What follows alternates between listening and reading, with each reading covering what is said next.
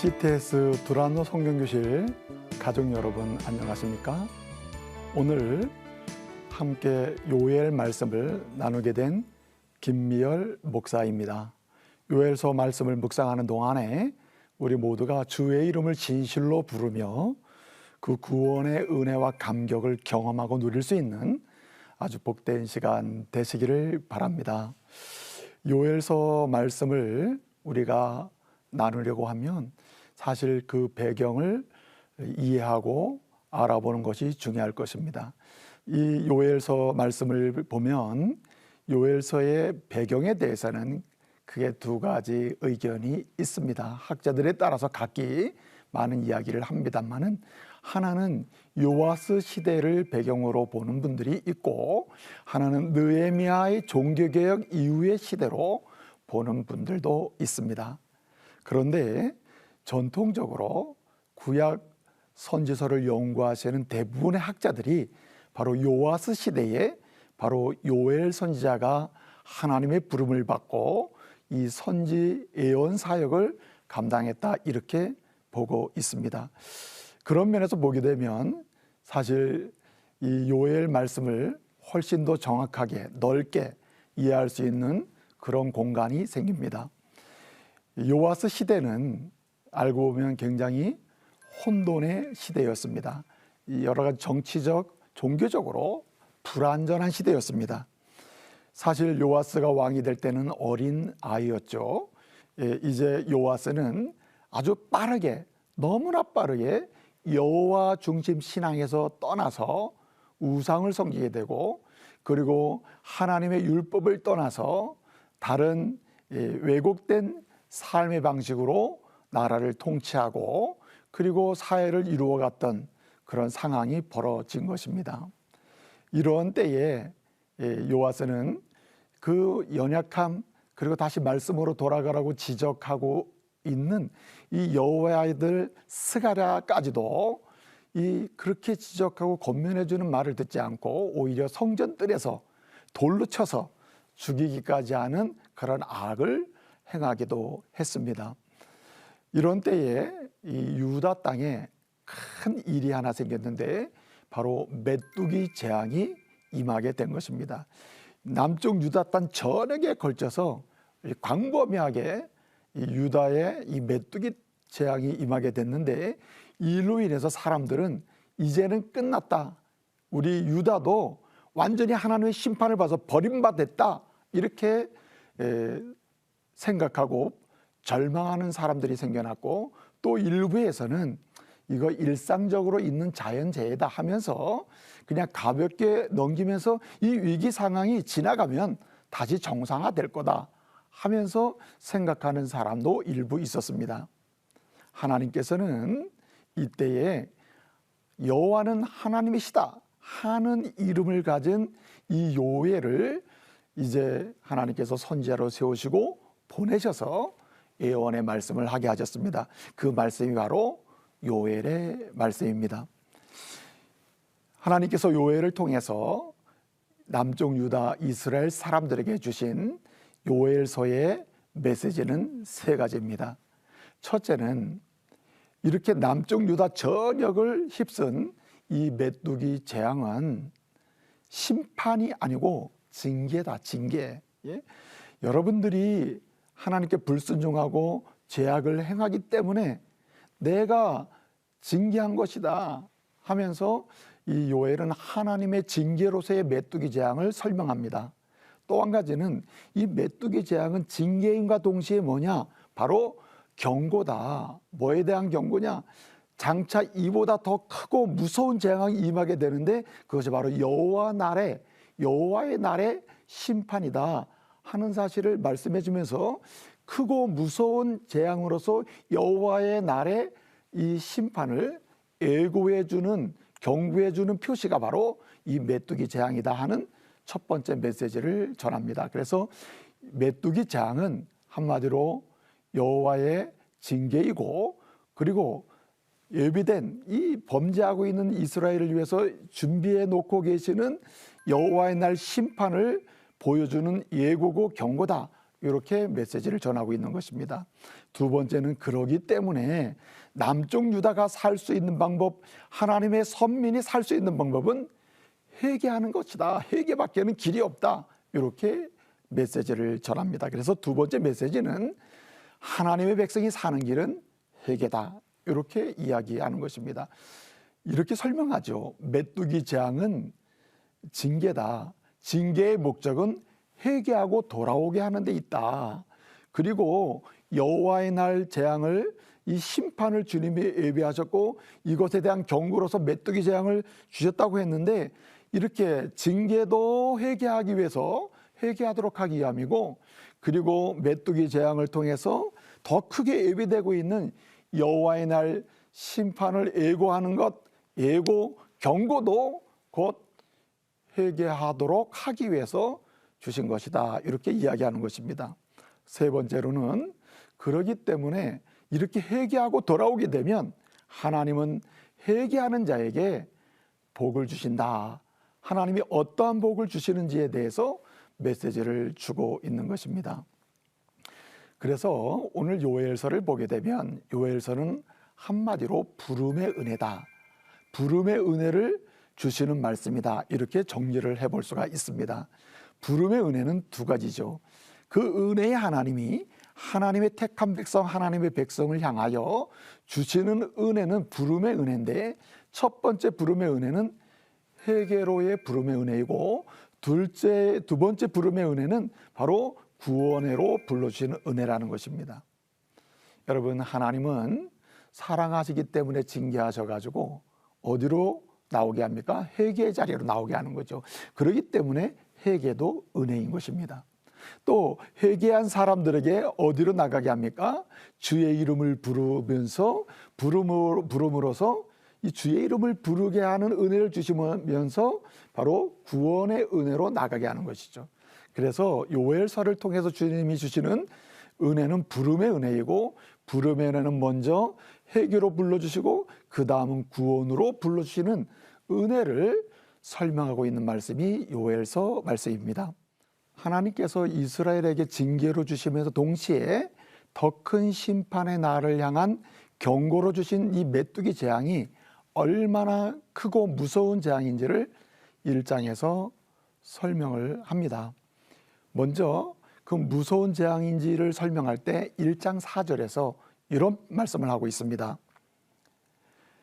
팥중이가 먹고 남은 것을 메뚜기가 먹고, 메뚜기가 먹고 남은 것을 느치가 먹고, 느치가 먹고 남은 것을 황충이 먹었도다 라고 이야기를 합니다.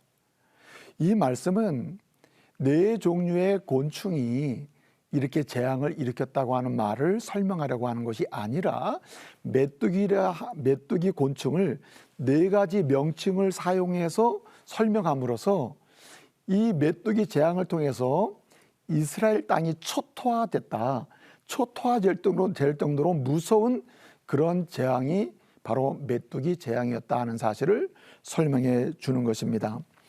사실은 이 메뚜기 재앙은 이 근동아시아 지역에서는 일상적으로 자주 있는 재앙입니다. 자연재해입니다. 그래서 요엘 시대의 남쪽 유다 사람들도 이렇게 메뚜기 재앙에 대해서 일상적으로 있는 자연재해 중에 하나가 아니냐, 이렇게 생각하려고 하는 사람들도 있었다는 거죠. 근데 요엘은 이 요아스 시대에 내린 이 메뚜기 재앙은 이건 일상적 자연재해에 늘 있던 그런 메뚜기 재해가 아니다. 이 재앙은 남쪽 유다를 아주 초토화시킨 이건 대재앙이고 하나님이 징계를 주시고 다가올 큰 심판에 대한 예고요 경고로 주신 재앙이다 하는 사실을 설명하고 있는 것입니다. 팥중이, 메뚜기, 그리고 느치, 황충, 이런 메뚜기를 네 명칭으로 설명함으로써 아주 강렬하고 아주 격한 이렇게 재앙의 상태를 설명하고 있는 것입니다. 그 다음에 이 요엘이 이런 설명을 합니다. 이 메뚜기 재앙이 그만큼 무서운 재앙일 뿐만 아니라 유다의 전 지역을, 그리고 전 계층을, 전 국민을 피폐화시키고 황폐화시킨 재앙이다 하는 사실을 설명합니다. 오늘 7절 말씀 보게 되면 포도나무가 멸하여지고 포도나무를 멸하고라는 말이 나오거든요. 이 말씀을 보면 이 말씀이 강조하는 건 뭐냐면 바로 포도나무가 다 죽었다는 말입니다. 무화과나무 껍질을 다 벗겨 먹고 이 메뚜기가 포도나무의 껍질을 다 벗겨서 말라 죽었다는 거죠. 그래서 포도 수확을 할 수 없게 됐다는 말입니다. 포도 수확을 할 수 없게 되었다. 포도 수확이 더 이상 나지 않게 되었다. 그러니 얼마나 심각한 지경이 됐겠느냐. 이 포도 무화과는 삶의 근본에 해당되는 식량 또는 일상의 음료에 속하는 거거든요. 그 다음에 두 번째 또 이렇게 이야기합니다. 이 10절에서 이렇게 얘기를 해요. 이 곡식이 떨어졌다. 더 이상 밭에서 곡식을 내지 않게 됐다는 겁니다. 그러니까 포도나무도 무화과나무도 그리고 이제는 곡식까지 떨어졌다는 거예요. 그러니까 포도 수확이 없게 되었고 두 번째는 곡식도 다 떨어지게 됐다. 그러니 단순히 몇몇 농부들만 슬퍼하는 게 아니라 시간이 갈수록 전 국민이 삶이 흔들리게 됐다는 말입니다. 근데 더 심각한 황폐와 피폐화된 상태는 성전 이야기로 말씀하고 있습니다. 오늘 여기 13절을 말씀해 보게 되면 성전에서 소재와 전제가 떨어졌다.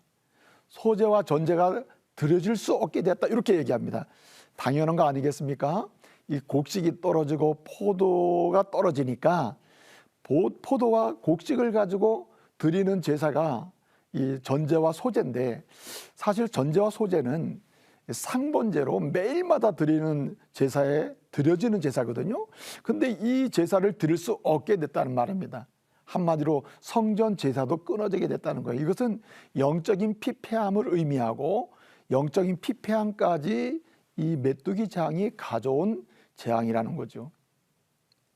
그런데 이 메뚜기 재앙이 단순히 이렇게 무서운 재앙으로 이스라엘 전 지역 그리고 남쪽 유다 사람들 전 백성들의 그러한 삶과 영적인 상태를 피폐화시킬 정도만 이렇게 무서운 재앙으로 남는 게 아니다는 거죠. 이것보다 더 무서운 여호와의 날 심판이 기다리고 있다는 말입니다. 그래서 요엘서 2장에서는 이 요엘이 이 무서운 메뚜기 재앙보다 더 무서운 재앙이 예비되고 있는데 그것이 바로 여호와의 날 재앙이다. 여호와의 날 심판이라는 거다.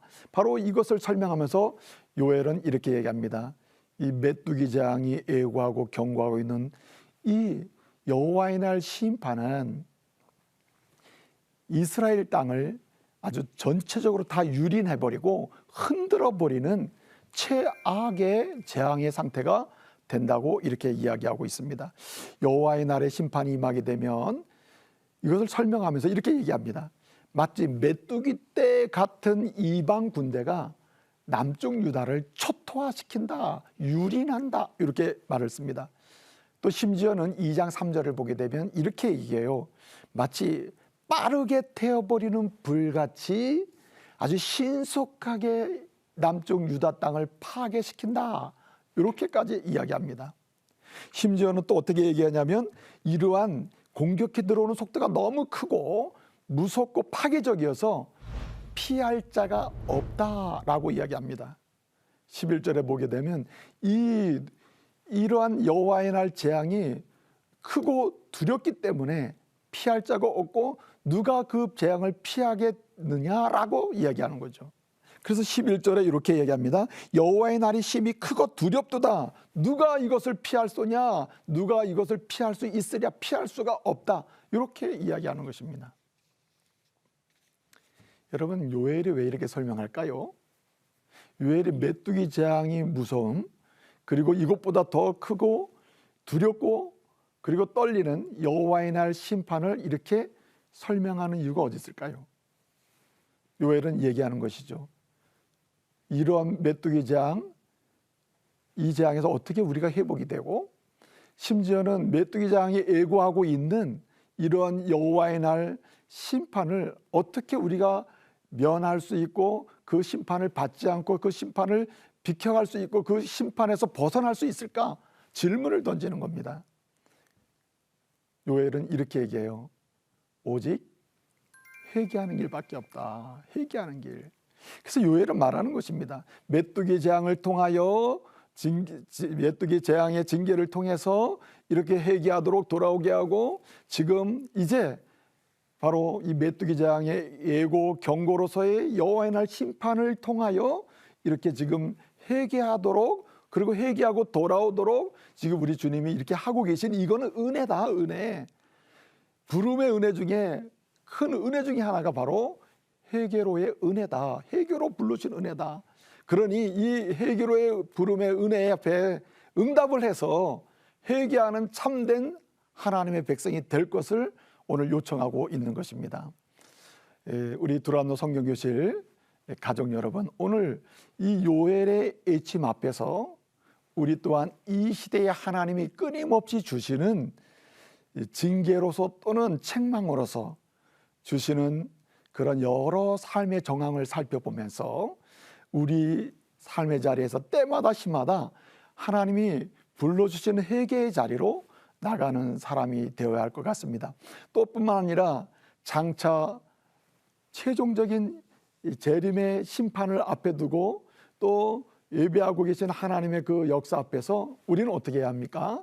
우리는 이 회개의 자리로 돌아가서 참된 회개의 자세를 가지고 때마다 시마다 회개하며 회개로 인해서 주시는 그 구원과 은혜를 누리며 사는 하나님의 사람들이 되어야겠습니다. 오늘 요엘은 이렇게 말하고 있습니다. 이제라도 돌아오라. 이제라도 돌아오라. 이렇게 이야기하고 있습니다. 오늘 요엘 2장에서 오늘 이 요엘은 이렇게 우리에게 요청하고 있는 것이죠. 이제라도 돌아오면 주님께서 용서하시고 은혜를 베푸시고 구원의 감격 속에 다시 들어가게 하신다. 이렇게 약속해 주고 있는 것입니다. 그러므로 오늘 우리 모두가 다시 한번 이 참된 회개의 자세를 견지해서 다시 참된 회개의 자세를 회복해서 하나님이 때마다 시마다 주시는 회개로의 은혜, 회개로 불러주신 은혜를 누리고 그 은혜를 통해서 더 견고한 하나님의 백성의 삶을 살아가는 우리 믿음의 가족 되시기를 바랍니다. 문제는 어디 있습니까? 그러면 우리가 가져야 될 참된 회개의 자세가 무엇입니까? 어떻게 하는 것이 참된 회개의 모습입니까? 주님은 요엘을 통해서 우리에게 참된 회개의 자세를 견지하고 회개하는 가운데 주님이 예배하신 은혜를 누릴 것을 말씀하고 있는 것입니다. 참된 회개하는 사람, 회개로의 부름에 응답해서 회개하는 사람에게 주시는 그 축복을 누릴 수 있는 참된 회개자, 참된 회개의 자세는 무엇일까요? 오늘 말씀을 통해서 요엘은 몇 가지를 강조하는데, 첫째는 하나님의 말씀을 들어야 한다고 얘기합니다. 오늘 요엘서 1장 2절을 보게 되면 요엘이 처음부터 외치는 말이 뭐냐면 들으라, 이렇게 이야기하고 있습니다. 하나님 말씀은 들어야 한다는 거예요. 누가 회개할 수 있는가? 하나님 말씀을 들을 때 회개할 수 있다. 누가 회개할 수 있는가? 하나님이 때로는 징계로 주시는 말씀, 교훈으로 주시는 말씀, 돌아오라고 주시는 말씀, 아니면 바르게 서라고 주시는 말씀, 그 주님이 주시는 말씀을 듣는 사람만이 회개할 수 있다는 말입니다. 그래서 오늘 1장 2절에 들으라고 하는 이 말씀을 보게 되면 이 들으라는 말 자체가 샤마라는 말인데, 샤마라는 말은 본래 그냥 단순히 듣는다는 말만 해당되는 말이 아닙니다. 이 샤마라고 하는 말은 듣는다, 두 번째는 이해한다, 세 번째는 실천적으로 순종한다라고 하는 총체적인 단어입니다. 그러므로 말씀을 들을 때 우리는 참된 회개의 기회를 갖게 되고 자세를 갖게 되고, 그래서 다시 회개의 은혜를 누리게 되는 것입니다. 이 말씀을 듣는 일에 열심을 내시기 바랍니다. 또 한 가지는 오늘 여기 말씀을 보게 되면 울어야 한다라고 했습니다. 이 말씀을 듣고 내가 어떤 상태인지, 얼마나 말씀에서 이탈했는지, 얼마나 말씀에서 떠났는지, 얼마나 하나님 여호와 중심 신앙에서 멀리 가 있는지를 알게 되면 두 번째는 참된 회개의 자세는 바로 울어야 한다는 말입니다. 13절에 이런 말씀이 있습니다. 너희는 옷을 찢지 말고 마음을 찢고라고 했습니다. 여기 마음을 찢는다는 말은 카라레브라고 하는 말인데, 이 말은 상한 심령으로, 한마디로 울으라는 말이에요. 상한 심령으로 울 때 주님은 그 눈물의 기도를 받으시기도 하시고, 상한 심령으로 울 때 하나님은 또 다른 용서와 또 다른 기회의 은혜를 주신다는 말이죠. 그래서 우리는 자기 죄에 대해서, 자기의 연약함에 대해서, 부끄러움에 대해서, 떠난 일에 대해서, 하나님을 실망시킨 일에 대해서 이렇게 말씀을 들으면서 발견하고, 그 다음에 그 말씀을 들으면서 다시 울 수 있는, 아주 슬퍼하고 애통해 할 수 있는 사람이 되어야겠습니다. 그 다음에 세 번째는 오늘 여기 말씀 보게 되면 이제라도 돌아오라고 했습니다. 슈브라는 말을 써요. 여호와께로 돌아오라. 슈브 여호와. 이 여호와께로 돌아올 때 완전히 돌아와야 된다. 참된 회개의 자세는 돌아오는 데 있습니다. 결국은 듣고 깨달을 뿐만 아니라 내 상태를 알 뿐만 아니라 또 울 뿐만 아니라 가슴을 치고 통에 자복할 뿐만 아니라 결국은 실제 삶의 자리에서 하나님 앞에 서는 것입니다. 실제 삶의 자리에서 하나님이 좋아하는 자리로 나가는 거예요. 그 자리로 설 때에 우리는 진정한 회개의 자리로 나간다. 또 진정한 회개의 은혜를 입을 수 있다. 이렇게 우리가 말씀을 나눌 수가 있는 것입니다. 그래서 오늘 13절에 보게 되면은 12절에서 이렇게 얘기합니다. 12절에서 이제라도 여호와께로 돌아오라. 금식하고 울며 애통하며 마음을 다해서 돌아오라. 돌아올 때는 12절에서 마음을 다해가지고 돌아오라고 얘기했어요. 그러니까 뭐가 중요하다는 얘기입니까? 이제 말씀을 듣고 깨닫는 것도, 내 상태를 발견하는 것도 중요하고, 그 다음에 두 번째로 이렇게 그 발견한 내 상태의 죄의 모습, 악한 불순종한 상태를 슬퍼하고, 이제 재앙의 대상이 되고 징계의 대상이 되고 심판의 대상이 됐구나, 죄인이구나 하는 사실을 슬퍼하고 애통해하며 이렇게 우는 것도 중요하지만, 이제는 주님이 좋아하는 자리로, 주님이 좋아하는 마음으로, 주님이 기뻐하는 마음으로 이렇게 확실히 말씀의 자리로 주님 앞으로 이렇게 돌아가는 것, 이것이 중요하다는 말입니다. 마지막 한 가지는 오늘 가장 중요한 이야기를 하고 있습니다. 바로 우리 주님이 우리에게 말씀하시는 대로 전하라고 하고 있습니다. 너만 알고 있지 말고, 당신만 알고 죄인임을 발견하고, 그리고 울고 탄식하고 통에 자복하고, 그리고 여호와께 돌아와서 은혜 받지 말고, 참된 회개의 자세는, 참된 회개하는 삶의 자세는 마지막으로는 자기가 이렇게 은혜롭고 주께로 돌아왔으면 그렇지 못한 사람들에게 고하라고 얘기합니다. 오늘 1장 2절부터 2절 3절 이렇게 지나면서 하는 얘기가 무엇입니까? 아주 중요한 얘기랍니다. 요엘이 일쳐요. 늙은 사람들, 노인들에게 말해요. 너희는 들어라 한 다음에, 너희는 너희만 듣고 있지 말고 너희 자녀들에게 고하고, 자녀들은 또 자녀들에게 얘기하라고 그래요. 왜 그렇습니까? 바로 다른 사람들도 우리처럼 이렇게 돌아온 사람처럼, 회개해서 하나님의 은혜를 입는 사람처럼 그런 사람이 되도록 축복하라는 거죠. 공동체는 나 홀로 회개해서 나 홀로 잘 되는 이런 데에 초점이 있지 않고, 하나님의 은혜는 공동체 전반에 이르기를 기뻐하시고 우리를 통해서 그 은혜를 나누기를 주님은 원하시는 것입니다. 오늘 두란노 성경교실 함께한 우리 믿음의 가족 여러분, 감사합니다. 요엘서를 주시는 부름의 은혜, 첫 번째 은혜, 회개로의 부름, 오늘 이 은혜를 나눴는데 이 은혜의 한 주간도 경험하시고 승리하시기를 바랍니다. 감사합니다.